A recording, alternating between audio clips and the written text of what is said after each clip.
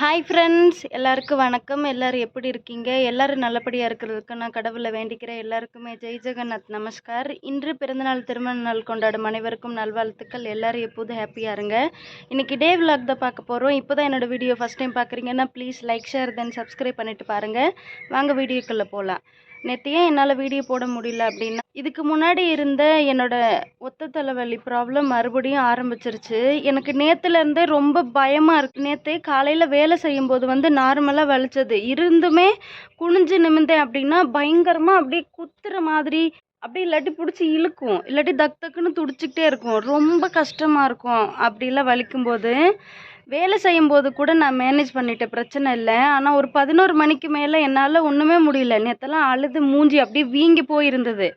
என்னத்தை ஷார்ட்ஸில் கூட சொல்கிறோம், இப்படியெல்லாம் வீங்கி போயிருந்தா கொஞ்சம் கஷ்டப்படுவாங்களே வீடியோ போடல.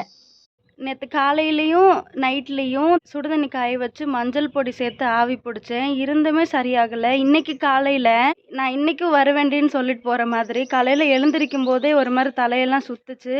2 நிமிஷம் உட்காந்துருந்துட்டு, எப்போதுமே நான் தலைவலிக்கு ஒரு மெடிடேஷன் பண்ணுவேன். அது பண்ணி முடிச்சுட்டு அதுக்கப்புறம் தான் நான் வேலை செய்யவே ஆரம்பித்தேன். அப்புறம் அந்த மெடிடேஷன் முடிஞ்சு வெளியெல்லாம் கூட்டிட்டு சாப்பாடு செய்ய ஆரம்பிக்கும் போது நல்லா இருந்தது. அரிசி அலசி முடிச்சுட்டு வீடியோ ஷூட் பண்ணலாமேன்னு ஃபேஸ் வாஷ் பண்ண போகிறேன். அப்போ நான் கீழே விழுற மாதிரி ஆகிட்டேன் ஃபேஸ் வாஷ் பண்ணது குனியும் போது.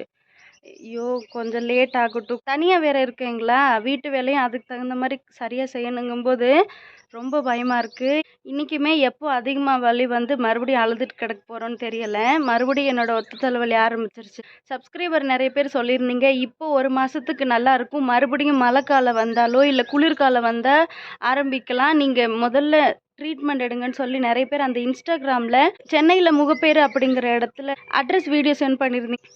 ஆகஸ்ட் மந்த்து தமிழ்நாடு போகும்போது கண்டிப்பாக அங்கே போயிட்டு ட்ரீட்மெண்ட் பண்ணி ஆகணும். இன்னொன்று, டாக்டர்ஸுமே நிறைய பேர் சொல்கிறாங்க, இந்த ஒரு 1.5 வருஷமாக தான் எனக்கு இந்த பெயினும் வந்திருக்கு. அதிகமாக மொபைல் பார்த்துக்கிட்டே இருக்கிறனால கூட பிரச்சனை வரலாம். நிறைய பேர் கண்ணை செக் பண்ண சொன்னீங்க. நேற்று அந்த தலைவலி ஓவராக இருக்கும்போது என் கண்ணு பயங்கரமாக வலிச்சதுங்க. என்னோட கண்ணோட சேர்த்து இழுக்கிற மாதிரி இருக்குது. என்னோட கண்ணை இந்த மாதிரி மேலே கண்ணை மூடிக்கிட்டு மேலே முழிச்சேன் அப்படின்னா அதுக்கு வலிச்சது. அப்பயே முடிவு பண்ணிட்டேன், கண்டிப்பாக நீ சோடா புட்டி மாதிரி கண்ணாடி தாண்டி போட போகிற. ஏன்னா அந்த மொபைல்லே வேலை செய்கிறது, அப்புறம் சரியாக தூக்கம் இல்லாமல் இருக்கிறதுலாம் நிறைய ப்ராப்ளம் வருமா.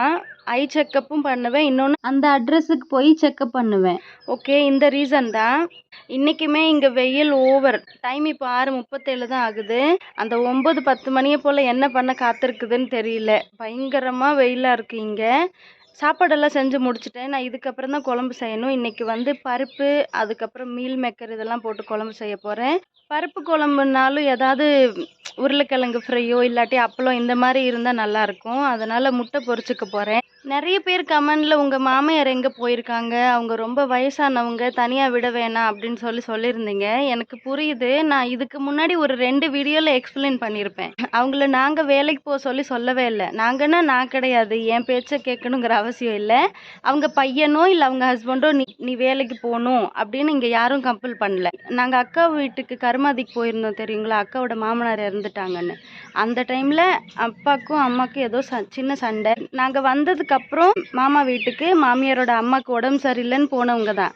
அதுக்கப்புறம் அவங்களா வேலைக்கு போயிட்டு அதுக்கப்புறம் ஃபோன் பண்ணி சொன்னாங்க, நான் இந்த மாதிரி வேலை செஞ்சிட்ருக்கேன், நான் மாமாவோட வீட்டில் இல்லை, அங்கே போய் என்னை தேட வேணான்னு சொல்லி அவங்களா ஃபோன் பண்ணி சொன்னாங்க. இது அவங்களா எடுத்த முடிவு தான், இங்கே யாரும் கம்பல் பண்ணல. நிறைய பேர் எங்கன்னு சொல்லி ரீசன் கேட்டதுக்காண்டி ஷேர் பண்ணேன்.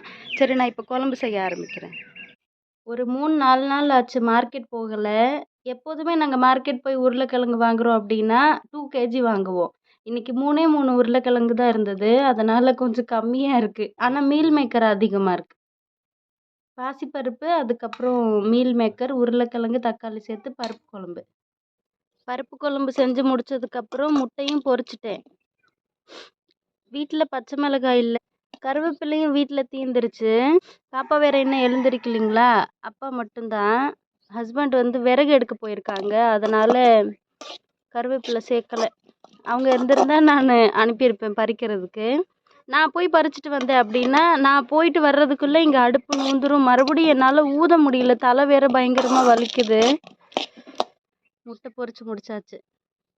பருப்பு குழம்பு முட்டை பொரியல் செஞ்சு முடிச்சதுக்கப்புறம் அப்பா இங்கே பக்கத்தில் அந்த பேய் வீடு கூட இருக்குன்னு நான் ஒரு இடம் சொல்லியிருக்கேன்ல, அங்கே மாம்பழம் ஒரு 6-7 மாம்பழம் நல்லா பழுத்திருக்கும், சூப்பராக இருக்கும். அப்படியே சாப்பிட்டா எவ்வளோ டேஸ்ட்டாக இருக்கும். அவங்க என்ன சொன்னாங்கன்னா, தோலை உரிச்சிட்டு அதை வந்து இப்போ குழம்பு மாதிரி செய்யணுமா. அதில் வெங்காயம் சேர்க்கக்கூடாது, தக்காளி சேர்க்கக்கூடாது, எண்ணெய் மசாலா மஞ்சள் பொடி சேர்த்ததுக்கப்புறம் தோல் உரிச்ச மாங்காவை அப்படியே போட்டு தண்ணி ஊற்றி குழம்பு மாதிரி தண்ணியே செய்யணுமா. எப்படி செய்ய போறேன்னு தெரியல, நீங்களும் என் கூட சேர்ந்து ஃபர்ஸ்ட் பாருங்க. அப்பா கொண்டுட்டு வந்திருந்தது ஒரு 7 மாங்காய் உரிச்சாச்சு, இப்போ உரிச்சு வச்சிருக்கேன். பழுத்த மாம்பழத்தை எப்படி குழம்பு செய்யறேன்னு வாங்க பாருங்க. எப்போதும் போல் குழம்பு செய்கிறதுக்கு கடாய் காய வச்சதுக்கப்புறம் கடுகு எண்ணெய் சேர்த்துட்டு கொஞ்சமாக கடுகு சேர்த்துருக்கேன். இப்போ கடுகு நல்லா பொரிஞ்சதுக்கப்புறம் எப்போதும் போல் இஞ்சி, வெள்ளை பூண்டு, வரமிளகாய், கொஞ்சம் கடுகு, சீரகம் சேர்த்து அரைச்ச மசாலா சேர்த்தாச்சு. நெக்ஸ்ட்டு கிளறி விடுறேன். எண்ணெய் பிரிஞ்சு வர அளவுக்கு கொஞ்சம் நேரம் வதங்கட்டும். நெக்ஸ்ட்டு மசாலா சேர்த்ததுக்கப்புறம் அந்த மிக்ஸி ஜாரில் கொஞ்சமாக தண்ணி விட்டு கழுவி சேர்த்துருக்கேன். மசாலா கொஞ்சம் ரெடி ஆனதுக்கப்புறம் மஞ்சள் பொடி சேர்த்துருக்கேன். அதையும் சேர்த்து நல்லா கிளறி விடலாம். இப்போ மசாலா நல்லா ரெடி ஆயிடுச்சு. நம்ம தோல் உரித்து வச்சுருக்க அந்த 7 மாம்பழத்தையும் சேர்த்துடலாம்.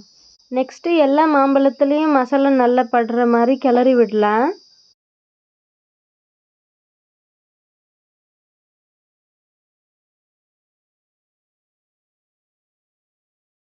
இப்போ வந்து மாம்பழத்தை வேக வைக்க போகிறோம், அதனால் தேவையான அளவு தண்ணி சேர்த்துக்கலாம்.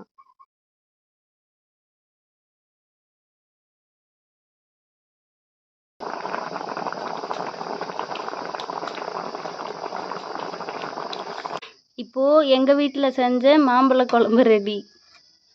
நம்ம ஊரில் எல்லாம் மாங்காய் பச்சடி செய்வோம்ல, அந்த மாதிரி இங்கே செய்ய மாட்டாங்க போல். எனக்குமே மாங்காய் பச்சடி செய்ய தெரியாது. அந்த அளவுக்குலாம் நான் ஒன்றும் சமையலில் எக்ஸ்பர்ட்லாம் இல்லை. நம்ம இந்த குழம்பு செய்யும்போது மசாலா ரெடி ஆனதுக்கப்புறம் மாங்காய் சேர்த்துட்டு கொஞ்சம் அதிகமாக தண்ணி சேர்த்துருந்தேன். தண்ணி கொஞ்சம் வற்றினதுக்கப்புறம் இறக்கிருங்கன்னு மாமனார் சொல்லியிருந்தாரு. பார்த்துட்டு சரி போதும் அப்படின்னு சொன்னாங்க, இறக்கிட்டேன். எப்படி இருக்க போகுதுன்னு தெரியல. கண்டிப்பாக உங்களுக்கு சாப்பிட்டுட்டு சொல்கிறேன், இனிப்பாக இருக்கா இல்லை காரமாக இருக்கான்னு. இதுதான் மாம்பழ குழம்பு. இப்போ சமையல் வேலை எல்லாம் முடிஞ்சது. பாத்திரம் விளக்க வேண்டியது இருக்குது, அப்புறம் வீடெல்லாம் கூட்டணும். இங்கே ஆடு கட்டியிருந்த இடம் வீடு கூட்டணும். அதெல்லாம் கூட்டி முடிச்சதுக்கப்புறம் சாப்பிடும்போது அந்த மாம்பழ குழம்பு எப்படி இருந்ததுன்னு கண்டிப்பாக சொல்கிறேன். டைம் இப்போ 10-11. வீட்டில் இருக்க எல்லாருமே சாப்பிட்டு முடிச்சிட்டாங்க. நான் இப்போ தான் சாப்பிட போகிறேன். சரி வாங்க, மார்னிங் நான் என்ன சாப்பிட்றேன்னு பாருங்கள். மார்னிங் சாப்பாடு சாதம், அதுக்கப்புறம் நான் செஞ்ச முட்டை பொரியல், இது வந்து உருளைக்கிழங்கு, மீல் மேக்கர், தக்காளி போட்டு பருப்பு குழம்பு.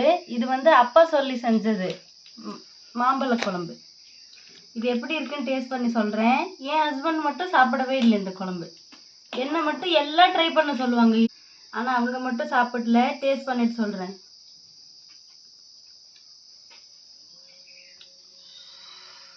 எங்கேருந்து தான் கண்டுபிடிச்சிங்களோ இப்படிலாம் குழம்பு செய்கிறது. மேலே மட்டும் காரமாக இருக்குது, உள்ளே இனிப்பாக இருக்குது. நல்லாவே இருக்காது. எப்படி தான் சாப்பாடில் பெரட்டி சாப்பிட்றது?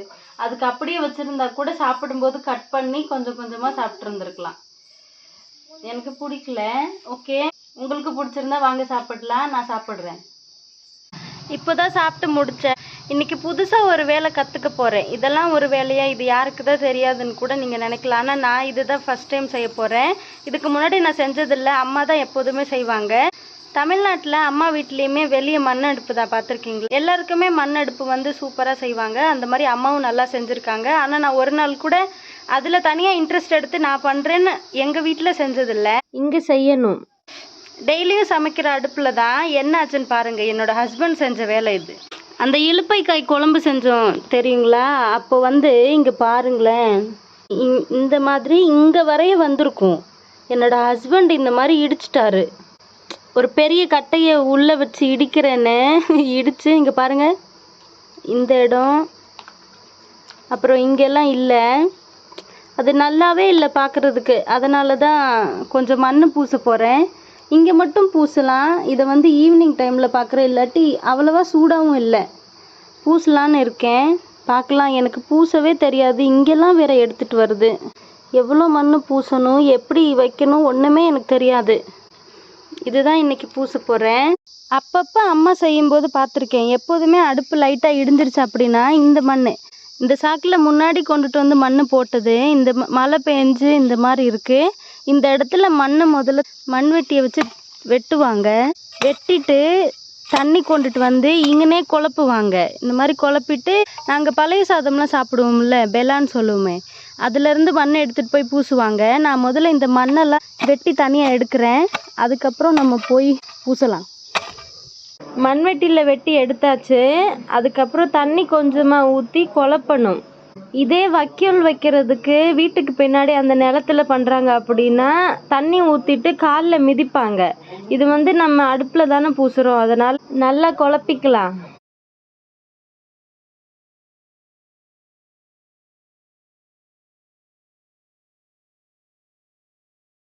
இப்போ என்னால் முடிஞ்ச அளவுக்கு ஒரு 20 minutes இருக்கும். நல்லா குழப்பிருக்கேன். பார்க்கலாம் அடுப்பு பூச வருதா இல்லையான்னு. அம்மா சாப்பாடு சாப்பிட்ற கிண்ணத்தில் தான் எடுத்துகிட்டு போகிறேன். அவங்க பூசும்போது பார்த்துருக்கேன், அதை வச்சு தான் இன்றைக்கி பூசணும். பார்க்கலாம் எந்த மாதிரி வருதுன்னு. இப்போ நம்ம எந்த இடத்துல மண் பூசுகிறோமோ அந்த இடத்துல முதல்ல ஈரமாக்கிக்கணும். கொஞ்சம் ஈரமாக இருந்துச்சு அப்படின்னா ஈஸியாக ஒட்டுன்னு நினைக்கிறேன். முன்னாடி அம்மா இந்த மாதிரி தான் யூஸ் பண்ணியிருக்காங்க. நான் சமையல் வேலை முடிச்சு ஒரு 1.5 மணி நேரம் தான் இருக்குங்களா, சூடாகவே இருந்துச்சு. நான் தண்ணி ஊற்ற பாருங்களேன், லைட்டாக புகை வரும், தண்ணி ஒட்டவே இல்லை. சடனாக காஞ்சிச்சு. பார்க்கலாம் இன்றைக்கி பூச முடியுமா இல்லையான்னு. அதுக்கப்புறம் கொஞ்சம் கொஞ்சமாக ட்ரை பண்ணேன். ஃபஸ்ட்டு ஒட்டவே இல்லை. அப்பப்போ கையை கொஞ்சம் ஈரமாக்கிக்கிட்டு அந்த மாதிரி பூசி பார்த்தேன். நெக்ஸ்ட்டு சில சப்ஸ்கிரைபர் இந்த மாதிரி கமெண்ட் பண்ணுவீங்க, நீங்கள் ஏன் இவ்வளோ கஷ்டப்படுறீங்க, இந்த மாதிரி கஷ்டப்படுறதெல்லாம் வீடியோ எடுத்து போடுறீங்க, அதை உங்கள் அப்பா அம்மா பார்த்தா கஷ்டப்பட மாட்டாங்களா அப்படின்னு சொல்லி நீங்கள் கேட்குறீங்க. எனக்கு புரியுது. ஆனால் முன்னாடி இருந்ததை விட இப்போ கொஞ்சம் வீடு பெட்டராக இருக்குங்கிறதுல அவங்க கொஞ்சம் ஹாப்பியாக தான் இருக்காங்க நினைக்கலாம். ஏன்னா நான் தமிழ்நாட்டில் இருக்கும்போது எனக்கு வயல் வேலை தெரியாது, மண் பூசுறதுன்னா என்னன்னு தெரியாது. அதுக்கப்புறம் ஒரு நாள் கூட இந்த மாதிரி நான் சிமெண்ட் வேலைக்கு போனதே இல்லை. 10th முடிச்சதுக்கப்புறம் வேலைக்குன்னு போனது கம்பெனிக்கு மட்டும்தான் போனேன். அப்படி இருக்கும்போது நான் விரும்பி போன லைஃப் எப்படி இருந்தாலும் நான் அதை செய்கிறேன்னு பார்க்கும்போது கொஞ்சம் சந்தோஷப்படுவாங்களே தவிர, நான் ஒன்றும் என்னால் முடியலப்பா நான் இங்கே இருக்க மாட்டேன்னு சொல்லிட்டு நான் அழுதுட்டு கஷ்டப்படுறேன் அப்படின்னா தான் அவங்க இன்னமும் கஷ்டப்படுவாங்க. என்ன நடந்தாலும் அதை செய்கிறேன் அப்படிங்கும்போது சரி புள்ள பொழைச்சிக்கிறோம் அப்படின்னு விட்டுருவாங்களே தவிர, கஷ்டம் இருக்கலாம், வெளிக்காமிக்க மாட்டாங்க. நீங்கள் சொல்கிறதும் உண்மைதான். ஆனால் இப்படி மாறிக்கணும். நான் இங்கே மேரேஜ் பண்ணியிருக்கனால மட்டும் கஷ்டப்படுறேன்னு இல்லை, எல்லாரும் கஷ்டப்படலாம். எல்லாருக்கும் அவங்கவுங்க லைஃப்பில் எந்த மாதிரி கஷ்டம் இருக்குன்னு அவங்கள கேட்டால் தான் தெரியும். அப்படிங்கும்போது அரேஞ்ச் மேரேஜ்லேயும் ப்ராப்ளம் இருக்குது, லவ் மேரேஜ்லேயும் ப்ராப்ளம் இருக்குது. நம்ம தான் அட்ஜஸ்ட் பண்ணி அனுசரித்து போகணும்.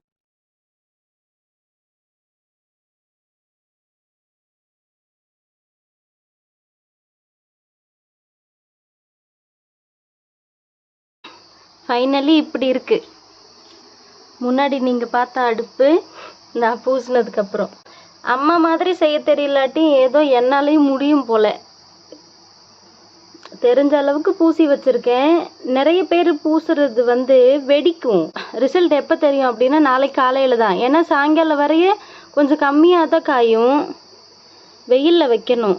என்னோடய ஹஸ்பண்ட் வீட்டில் இல்லை, என்னோடய ஹஸ்பண்டோட அண்ணாக்கு மெடிசன் வாங்க போயிருக்காங்க. அவங்க வந்ததுக்கப்புறம் தூக்கி வெயிலில் வைப்பேன். பார்க்கலாம் வெடிக்காமல் நல்லா வருதா இல்லை. ப்ராமிஸாக தமிழ்நாட்டில் ஒரு நாள் கூட நான் இந்த வேலையை செஞ்சதே இல்லை. இங்கே தான் ஃபஸ்ட் டைம் செஞ்சுருக்கேன். கண்டிப்பாக நீங்கள் என்னை கிண்டல் பண்ணாலும் பண்ணலாட்டி ரிசல்ட்டு எப்படி வந்தாலும் உங்களுக்கு ஷேர் பண்ணுறேன். சரி, இப்போதைக்கு இது இப்படி இருக்குது.